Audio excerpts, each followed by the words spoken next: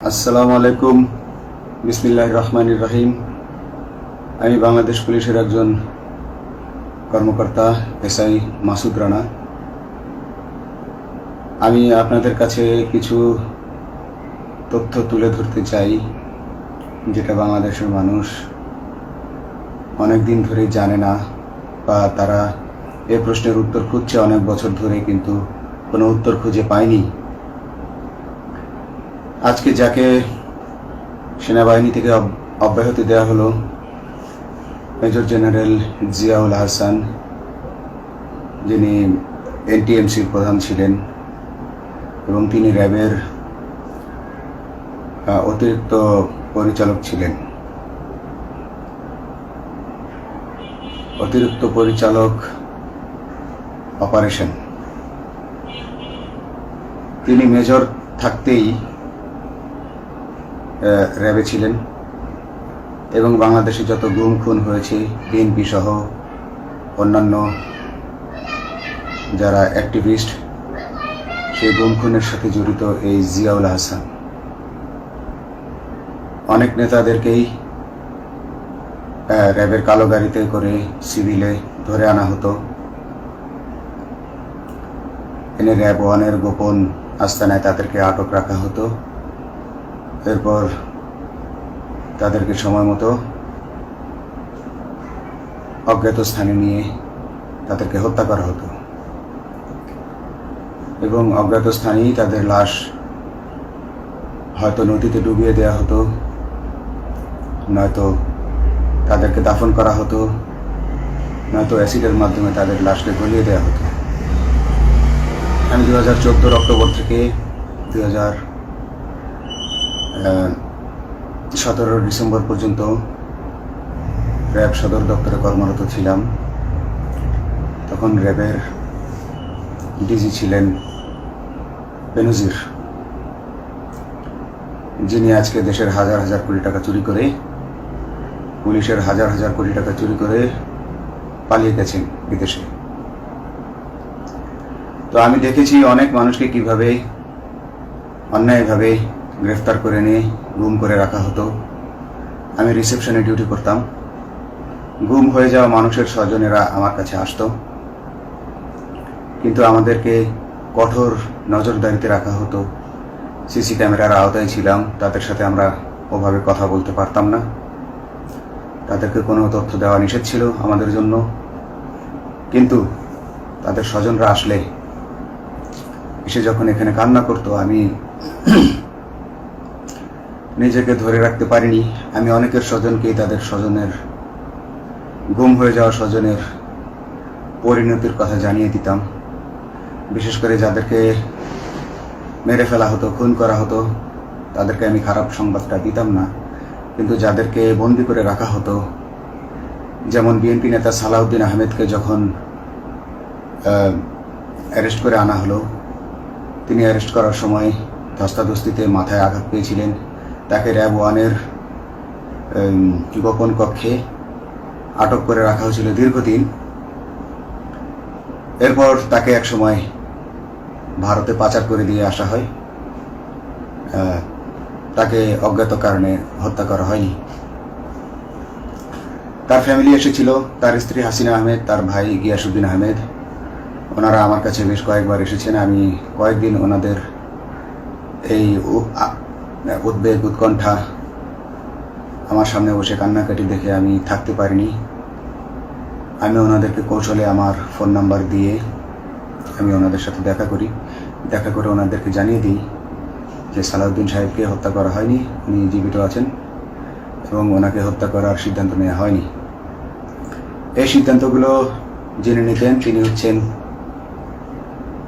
বর্তমানে major general Ziaul Hasan, যাকে আজকে অব্যাহতি দেওয়া হয়েছে। শুধু অব্যাহতি যদি দেয়া হয়, তাকে যদি বিচারের মুখোমুখি করা না হয়, তাহলে এই আন্দোলনের, এই স্বাধীনতার কোনো মূল্য থাকবে না। আমি আজকে আর কাউকে ভয় পাই না। আমি আজকে বিশ্বাস করি যে আজকে আমাকে এই সত্য বলার জন্য কেউ গুম করে দিতে পারবে না, এই সত্য বলার জন্য কেউ আমাকে অ্যারেস্ট করবে না। সেই কারণে আমি বুকে সাহস নিয়ে আজকে কথাগুলো বলছি।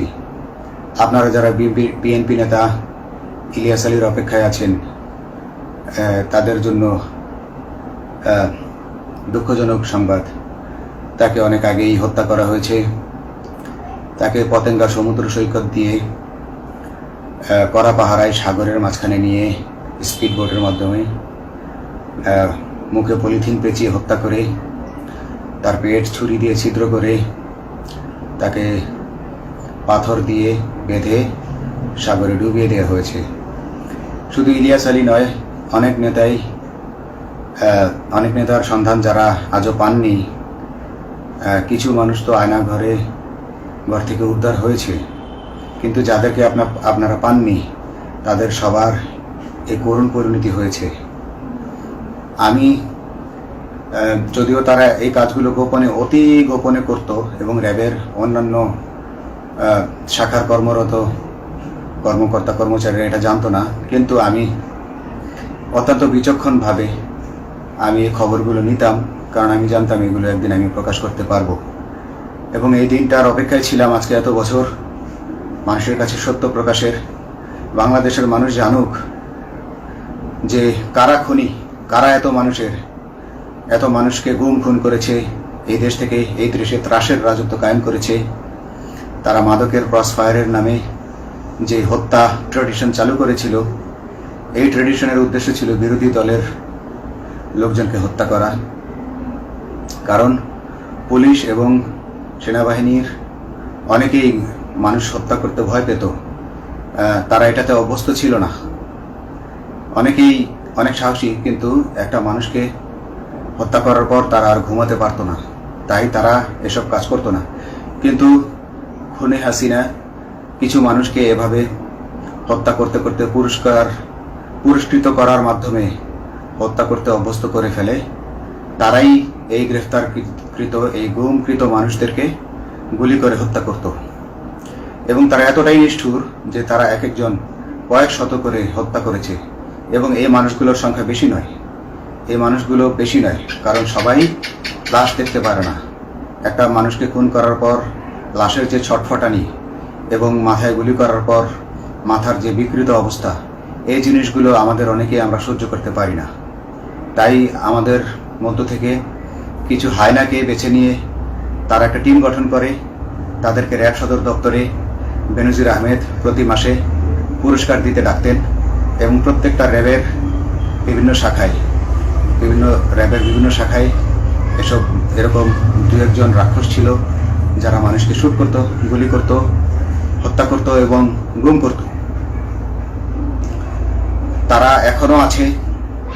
তাদেরকে আমি নতুন সরকারের কাছে দাবি জানাবো, তাদেরকে বের করতে হবে, তাদেরকে বিচারের আওতায় আনতে হবে। না হলে এত শহীদের বিনিময়ে যে ফ্যাসিবাদ থেকে, যে স্বৈর শাসন, যে খুনি হাসিনার হাত থেকে আমরা মুক্তি পেয়েছি, সে মুক্তির প্রকৃত মূল্য আমরা পাবো না, প্রকৃত স্বাদ আমরা পাবো না। এই খুনিদেরকে বের করতে হবে, এই খুনিদেরকে বের করে আইনের আওতায় আনতে হবে। বাংলাদেশ পুলিশ কখনোই গুলি করতে অভ্যস্ত ছিল না। আপনারা জানেন একসময় পুলিশ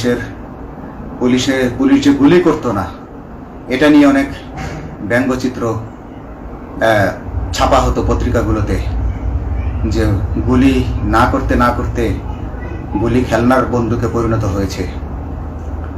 তো কিন্তু সেই নিরীহ পুলিশকে রক্তপিপাসু হিসেবে শেখ হাসিনা তৈরি করেছে। তবে সবাই নয়, কিছু কিছু মানুষ। আপনারা দেখেছেন এবং এই আন্দোলনের ভিডিও ফুটেজ দেখলেও দেখবেন যে কয়েক শত পুলিশের মধ্যে কেবলমাত্র কয়েকজনই জনতার দিকে গুলি ছুড়ছে। তো আপনারা ঢালাওভাবে পুলিশকে আপনাদের আক্রমণের নিশানা বানাবেন না। নতুন সরকার অবশ্যই এর বিচার করবে। আমি আশাবাদী নতুন সরকারের কাছে। তারা যদি আমার কাছে কোনো তথ্য চায়, আমি তথ্য দেব ইনশাল্লাহ। এবং এই খুনিদেরকে, এই রাক্ষসদেরকে বের করতে হবে। প্রতিটি গুমের, প্রতিটি হত্যার সুষ্ঠু তদন্ত করলে এগুলো বের হয়ে আসবে বলে আমি আশা করি। এবং আমি চাই এরা ধরা পড়ুক, এদের বিচার হোক, না হলে এরা যুগে যুগে এই রাক্ষস যুগে যুগে রয়ে যাবে, আমাদের মাঝেই তারা লুকিয়ে থাকবে এবং যুগে যুগেই তারা মানুষের রক্ত পান করেই যাবে। পুলিশ বাহিনী মানুষকে সেবা করবে, এটাই হওয়া উচিত পুলিশের ধর্ম। পুলিশের ধর্ম হবে মানুষ পুলিশের জন্য, পুলিশ মানুষের জন্য। উন্নত রাষ্ট্রের পুলিশ মানুষ যেভাবে পুলিশকে ডাকলেই পুলিশ 5 মিনিটের মধ্যে ছুটে যায়, তাকে সাহায্য করে। আমরা বিভিন্ন ভিডিওতে দেখি যে পুলিশ হাঁসের বাচ্চাকে রাস্তা পার করে দিচ্ছে, একজন অন্ধ মানুষকে রাস্তা পার করে দিচ্ছে। বাংলাদেশের পুলিশ এমনটাই করতে চায়, আমরা এমনটাই করতে চাই, কিন্তু সেই পরিস্থিতিতে আমাদেরকে রাখা হয়নি। আমাদেরকে রাখা হয়েছে দৌড়ের উপর, আমাদেরকে রাখা হয়েছে বিভিন্ন অন্যায় কাজের উপর, বিভিন্ন অন্যায় আদেশের উপর। কেউ যারা মেনেছে তারা ভালো ভালো জায়গায় পোস্টিং নিয়ে থেকেছে, যারা মানেনি তাদেরকে খারাপ খারাপ জায়গায় পোস্টিং দেওয়া হয়েছে, কারো চাকরি হয়ে হারিয়েছে, কাউকে সাসপেন্ড করে রাখা হয়েছে।